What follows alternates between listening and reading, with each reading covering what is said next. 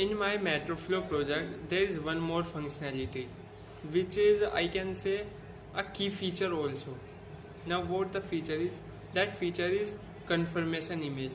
When the user ticket is confirmed, then he got an email at the email ID which he used for login.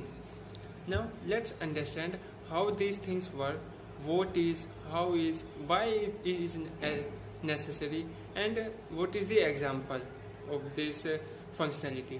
So first of all, let's understand what is this.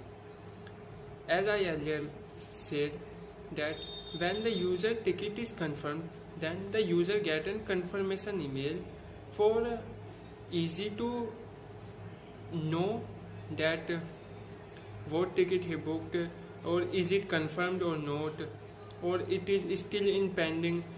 This feature is currently feel like an overhead, but when the project is scaled, then this become one of the main feature.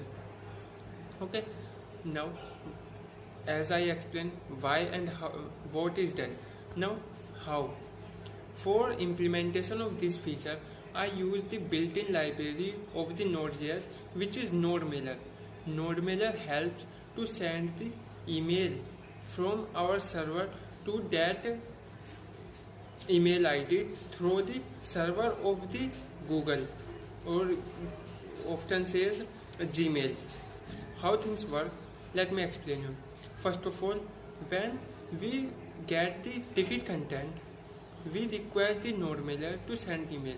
Then NodeMailer request to the Google server, which is Gmail, through the SMTP, which stands for Simple Mail Transfer Protocol, which helps to send and receive the email at the Google. So NodeMailer request the Gmail, then Gmail asks for confirmation that is you are authenticated or not, in which we provide our Gmail ID and the Gmail password, not the actual password of the Google, but a specific password for this feature. Then after authentication verification, SMTP allows us to send the email. Then NodeMailer can take that content of ticket and the fare, all these details you have to send. Then NodeMailer starts sending details to the SMTP. SMTP send that data to the user email ID. Okay, that's all about project.